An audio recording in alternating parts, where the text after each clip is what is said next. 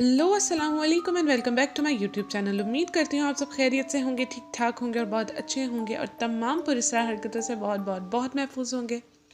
मैं हूँ आपकी स्पूकी रोज। और अगर अभी तक आपने मेरे चैनल को सब्सक्राइब नहीं किया तो जल्दी जल्दी से चैनल को सब्सक्राइब कर दें, बेल आइकन को हिट कर दें और हमारी स्पूकी गैंग का हिस्सा बन जाएं। खैर, आज एक अनाउंसमेंट है मेरी तरफ से आप लोग के लिए कि अब हो सकता है कि 2 वीक्स में या 1 वीक में हम स्पूकी गैंग लाइव आया करेंगे और जो जो हमारे इस लाइव पे आया करेगा हम उनको कॉल्स पे लिया करेंगे। मैं और एक और चैनल मिलके कोलैब कर रहे हैं लाइव पे आने का, और जो जो हमारे लाइव पे आया करेगा हम एक एक करके सबको कॉल पे लिया करेंगे। अगर आपकी इस तरह के कोई वाक़यात हैं तो आप हमें डायरेक्टली आके हमारे चैनल पे सुना सकते हैं अपनी ज़ुबानी। तो ये थी आज की अनाउंसमेंट, तो भूलिएगा नहीं, इस सैटरडे रात 11 बजे लाइव आएंगे हम। तो आज की स्टोरी हमें तस्लीमा अंजुम ने भेजी है, तो बिना किसी देरी के जल्दी जल्दी से उनकी स्टोरी की तरफ चलते हैं। तो लाइट्स ऑफ करें, पॉपकॉर्न्स लें, ब्लैंकेट्स लें and let's get into the video. अस्सलाम वालेकुम। वैसे तो हमारे हालात दिन ब दिन ख़राब से ख़राब ही होते जा रहे थे, ऊपर से यूनिवर्सिटी के खर्चे अलग थे। प्रॉब्लम जैसे हमारी फैमिली मेम्बर ही बन गई। वालिद साहब की डेथ के बाद से शायद ही कभी हम सब बैठ के हंसे हों। जो रही सही कसर थी वो भाभी ने भाई को हमसे अलग करके पूरी कर दी। अब वहाँ से जो 7 से 8 हज़ार रुपये हमें आता भी था वो भी भाभी को सुकून नहीं लेने देता, जो साथ ही बंद हो गया। यूनिवर्सिटी की फ्रेंड से मांग मांग कर हिसाब सेट होता। पूरा माह इसी तरह, कभी किसी की असाइनमेंट बना के तो कभी किसी का कोई काम करके मैं थोड़े बहुत पैसे कमा लेती यूनिवर्सिटी में। एक दिन मैं किसी बच्चे का असाइनमेंट बना रही थी तो मुझे यूनिवर्सिटी में काफ़ी देर हो गई। उसके बाद हम लेट नाइट में अपनी फ्रेंड के साथ टैक्सी में घर जा ही रही थी तो वो मुझे मशवरे देने लग गई कि बहन, तुम कोई काम क्यों नहीं करती, ट्यूशन क्यों नहीं पढ़ाती। तो मैंने उसे बोला कि भाई तुम्हें पता ही है, यूनिवर्सिटी है, घर है, टाइम कहाँ है मेरे पास। तो उसने बोला कि टाइम तो मैनेज करना पड़ता है इंसान को, कभी ना कभी तो तुम्हें करना ही पड़ेगा, तो अभी से कर लो। अभी भी तो तुम यूनिवर्सिटी में इतना ज़्यादा तंग होती हो, कभी किसी का असाइनमेंट बनाती हो, कभी कुछ करती हो, कभी कुछ करती हो। तो जब तुम्हारा ट्यूशन होगा तो तुम टाइम से घर जाके ट्यूशन पढ़ा लिया करना बच्चों को, यूनिवर्सिटी में असाइनमेंट्स ना बनाना। वैसे भी इससे तुम्हें क्या मिल जाता है, एक असाइनमेंट का 100-200 रुपये, उससे तुम्हारा क्या गुजारा होगा। कोई अच्छी तगड़ी फैमिली को हाथ में लो जो कि के बच्चों को तुम पढ़ा सकती हो और वो तुम्हें बहुत अच्छी फीस अदा कर देंगे और तुम बहुत अच्छी लाइक फाइक बच्ची हो, तो वो तो मतलब तुम्हारे पास तो हाथों हाथ बच्चे आएंगे। खैर, अभी हम ये बात कर ही रहे थे कि टैक्सी ड्राइवर ने हमें बीच में इंटरफेयर किया और उसने बोला कि बाजी आपकी दोस्त ठीक कह रही हैं। मेरे पास एक बाजी आई थी कुछ दिन पहले और उन्होंने मुझे बोला कि तुम 1000 बंदों को छोड़ते हो, अगर कोई अच्छी मुनासिब तुम्हें टीचर मिल जाए तो उसको मेरे बारे में बताना, मुझे अपने बच्चों को पढ़वाना है और मैं उसे एक अच्छी रकम अदा करूँगी मेरे बच्चों को पढ़ाने के लिए। खैर, अभी ये बात कर ही रहे थे तो मेरी दोस्त ने फ़ोर्स करना शुरू कर दिया कि हमें अब आप अभी लेके जाएं उनके घर, हम अभी जाके बात करते हैं। रात के 11:30 हो रहे थे तो मैंने अपनी दोस्त को बहुत मना किया कि अभी नहीं, कभी और चले जाएंगे। तो कहती कि हम इन टैक्सी ड्राइवर अंकल को कहाँ ढूंढेंगे, अभी हम हैं तो अभी बात कर लेते हैं। खैर, मैं उसकी बातों में आ गई और हम उस औरत के घर चले गए। उस औरत का घर बहुत अजीब सा था, बाहर से बहुत वीरान और खंडर था। खैर, हम लोगों ने दरवाज़ा बजाया। थोड़ी देर बाद वो बाहर आई। एक बहुत ही दराज कद की औरत बाहर आई, 6 से 7 फुट उसका कद होगा। और जब उसने दरवाज़ा खोला घर का तो दरवाज़ा खोलते ही घर में से बहुत गंदी स्मेल आई कि वहाँ पे खड़ा होना भी मुहाल हो रहा था। लेकिन गधे के अपने काम को बंदा गधे को भी बाप बना लेता है, तो हमने भी यही किया। हम घर के अंदर चले गए, हमने उससे सारी बात की और उसने बोला कि मेरी बेटी मैट्रिक में है और आपको उसको पढ़वाना है। मैंने ना आओ देखा ना ताऊ देखा और मैंने फ़ौरन ही 17,000 की डिमांड कर दी। और आगे से उस बंदी ने भी मेरे साथ कोई बहस नहीं की और उसने मुझे उसी टाइम 10,000 मेरे हाथ में पकड़ा दिया और कहा कि 7,000 बाद में ले लेना, या कल या परसों ले लेना। खैर, हम लोग बहुत ज़्यादा खुश हुए और उसी टाइम टैक्सी ड्राइवर के साथ अपने घर आ गए। घर आके मैंने अपने घर वालों को बताया, वो लोग भी बहुत ज़्यादा खुश हुए। खैर, अगला दिन हुआ, मैं यूनिवर्सिटी से घर आई, वही घर के काम में मसरूफ़ हो गई। मैंने शाम को बहुत वेट किया बच्ची का, लेकिन बच्ची नहीं आई। उसके बाद हम लोग रात को लेटे हुए थे, बातें कर रहे थे आपस में। हम घर में सिर्फ 5 औरतें ही होती थी।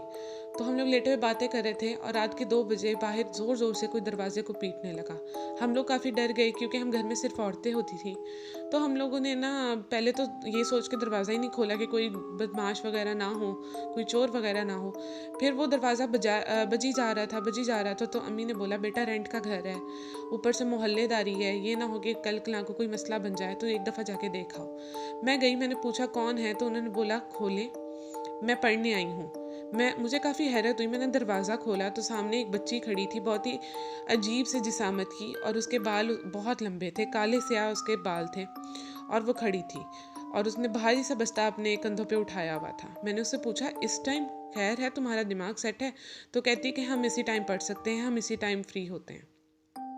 खैर मैंने उसे भगा दिया ये कह के कि अभी नहीं हो सकता, मैं तुम्हें अभी नहीं पढ़ा सकती, कल शाम को आना, और मुझे सुबह यूनिवर्सिटी भी जाना है, 1000 काम मुझे और भी होते हैं, मैं थकी हुई हूँ, तो अब तुम कल आना। खैर वो उस टाइम चली गई। उसके बाद अगले दिन वो दोबारा आई और उसने रात को 2 बजे वो फिर से आई। मुझे इस दफ़ा गुस्सा चढ़ गया कि ये क्या तमाशा है। खैर मैंने जाके दरवाज़ा खोला, उससे पूछा कि तुम्हें क्या तकलीफ़ है, तुम्हें अकल नहीं है कि रात के 2 बजे किसी के घर नहीं आते? तो वो बच्ची बहुत ज़्यादा गुस्से में थी और उसने बोला कि आपने मुझे पढ़ाना है या नहीं पढ़ाना, और उसके लहजे में बहुत ज़्यादा जलालीपन था। मैं थोड़ा सा घबराई, लेकिन मैंने खुद को तसल्ली दी कि बच्ची ही है आखिर। तो मैंने उसे बोला नहीं पढ़ाना, जाओ तुम। कहती मैं अपनी मम्मा को बताऊंगी। मैंने कहा जाके बता दो, ये कोई टाइम नहीं है किसी के घर आने का, मैं भी सारा दिन की थकी हुई होती हूँ, इस टाइम मुझे आराम करना होता है। तो अगले दिन खैर तीसरे दिन रात के 2 बजे दोबारा से दरवाज़ा खड़का। इस दफ़ा मुझे बहुत ज़्यादा तब चढ़ी। इस दफ़ा मैंने सोचा मैं उसको पूरा का पूरा सबक सिखाऊंगी कि जब मैंने उसको शाम को आने का बोला है तो वो शाम को क्यों नहीं आती। खैर मैं दरवाज़ा खोला तो सामने उसकी अम्मी खड़ी थी, वही औरत जिससे मैंने 10,000 रुपये लिए थे, और वो बहुत गुस्से में थी। और उसने मुझसे पूछा तुमने इसको पढ़ाना है या नहीं पढ़ाना, तुमने पैसे ले लिए और अब तुम मुकर रही हो। खैर अभी ये बातें हो ही रही थी कि मैंने उसे बोला कि आंटी आप टाइम देखें, रात के 2 बज रहे हैं। तो उसने बोला कि भाई जब मेरी बच्ची ने तुम्हें बोल दिया है कि हमारे पास वक्त ही यही होता है, तो तुम्हें क्या तकलीफ़ है, तुमने पैसे लेने में तो कोई देरी नहीं की थी। अभी ये बातें हो ही रही थी कि उसने मुझे मारना पीटना शुरू कर दिया। मेरी बहनों ने जब चीखों की आवाज़ें सुनी तो वो मुझे बचाने के लिए आई, तो उसी जद में मेरी बहन को भी उसने इतना मारा कि उसकी एक टांग तोड़ दी। मेरे घर वालों को उसने बहुत मारा। फिर मेरी अम्मी की 1000 मिन्नतें करने के बाद वो वहाँ से चली गई। हमने उसी टाइम पुलिस को रिपोर्ट की और पुलिस फ़ौरन आ गई। खैर पुलिस ने हमारा बहुत ताउन किया, और लेडी पुलिस ने भी हमारा बहुत ज़्यादा ताउन किया। उन्होंने उस टैक्सी ड्राइवर को 2 या 3 दिन में ढूंढा, उस टैक्सी ड्राइवर से एड्रेस निकलवाया। अब हालात ये थे, हम लोग इतना डर और सहम गए थे कि हमें कुछ पता नहीं था कि वो एड्रेस कहाँ, हम बिल्कुल मेरे और मेरी दोस्त के दिमाग से निकल गया था उस औरत के घर का एड्रेस। खैर उस टैक्सी ड्राइवर को ढूंढा, उसे एड्रेस निकलवाया, और जब उस एड्रेस पे गए तो पता लगा कि ये घर तो पिछले 10 या 15 सालों से बंद है और बंजर है। इधर ना कोई आता है ना कोई रहता है, और इसी तरह ये सुनसान पड़ा है। हम लोग काफ़ी परेशान हुए, डर भी गए। फिर हमने मस्जिद के मौलवी साहब को ये सारा वाक़या बताया, तो उन्होंने एक शाह साहब का हमें बताया। हमने शाह साहब को अगले दिन अपने घर बुलाया और उनको सारा वाक़या बयान किया।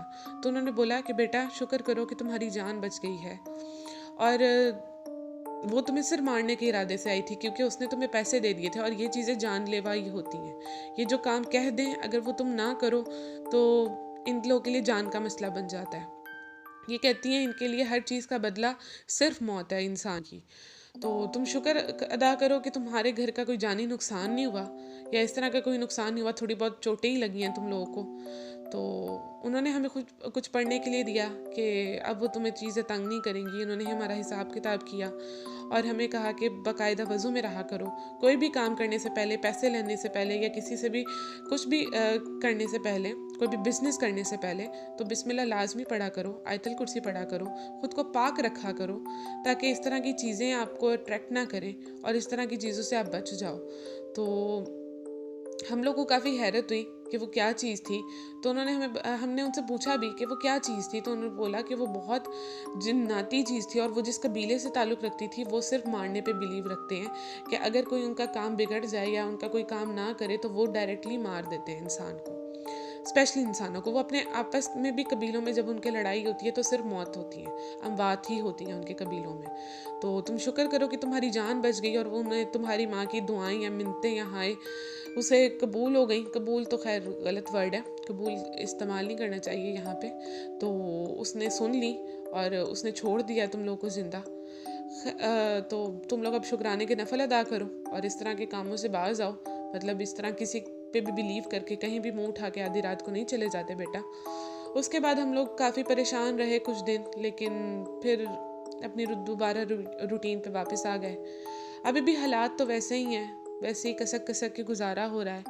लेकिन खुदा का अब शुक्र अदा करते हैं कि अल्लाह ताला ने हमारी जान बचा ली। बहन की टांग का अभी भी थोड़ा बहुत मसला है, हमें भी जो चोटें लगी थी उसका हमें अभी भी निशान है हमारे जिस्मों पे। और हम लोग को खौफ आता है उस दिन के बारे में सोच सोच के कि अगर हमारी अम्मी मिन्नतें तरले ना करती तो वो चीज़ तो हमें जान से ही मार देती। तो मेरा आप सबको यही मशवरा है कि कोई भी पैसों का लेन देन या कोई भी आपने काम स्टार्ट करना हो या कुछ करना हो तो बिस्मिल्लाह पढ़ के किया करें, ताकि इस तरह की शैतानी चीज़ें आपसे दूर रहें। अल्लाह हाफिज़। अल्लाह हाफिज़। और काफ़ी इंटरेस्टिंग स्टोरी थी और वाकई में भाई आपको इस तरह की चीज़ों से अल्लाह ताला बचाए भाई। और बाकी में ये जो जन्नात, मुझे इनकी लॉजिक समझ नहीं आती कि ये हम इंसानों को ना दिखते हैं और इनको भी शायद ये बात का पता ही हो कि हम मोस्टली 99% इंसानों को ये नहीं दिखते। 1% इंसान है जिनको अल्लाह ताला ने ये कैपेबिलिटी दी है कि वो इन चीज़ों को देख सकते हैं, या इनके बीच में जो पर्दा है इंसानों के और इन चीज़ों के बीच में पर्दा है, वो उस पर्दे को साइड पे हटा सकते हैं अपनी मर्ज़ी से। तो मुझे इनकी समझ नहीं आती, जब इनको पता है कि हम इनको देख नहीं सकते शायद, तो ये क्यों हमें नुकसान देते हैं, ये क्यों हमारे पीछे पड़ जाते हैं, हमारे जानी दुश्मन बन जाते हैं। और खौफ ही आता है इनसे, अल्लाह ताला इनसे पाला नहीं पड़वाए। और मेरा तो पड़ ही रहा है आजकल। अल्लाह माफ़ ही करे। आप लोग दुआएं नहीं करते हैं, मुझे लगता है दुआ क्या करें मेरे लिए, पता नहीं क्या हिसाब किताब बन रहा है मेरे साथ। तो ये थी आज की स्टोरी और इससे हमें यही सबक मिलता है कि जो भी काम करो अल्लाह का नाम ले के करो। और ऐसी आधी रात को किसी पे यकीन करके किसी के घर नहीं चले जाते, ठीक है। पहले अपने घर वालों से मशवरा करते हैं और सब कुछ करते हैं। और बाकी अल्लाह ताला सबको अपने हिफ्ज़ व मान में रखे। और मुझे दीजिए इजाज़त, आज के लिए यही स्टोरी थी। अगर स्टोरी पसंद आई है तो लाइक करें, कमेंट करें, सब्सक्राइब करें और शेयर करें। और लाइव के बारे में बिल्कुल मत भूलिएगा, इस सैटरडे रात को 11 बजे बहुत ज़्यादा हॉरर स्टोरीज़ आने वाली हैं आप लोग की तरफ से, मेरी तरफ से। तो स्टे कनेक्टेड एंड अल्लाह हाफिज़।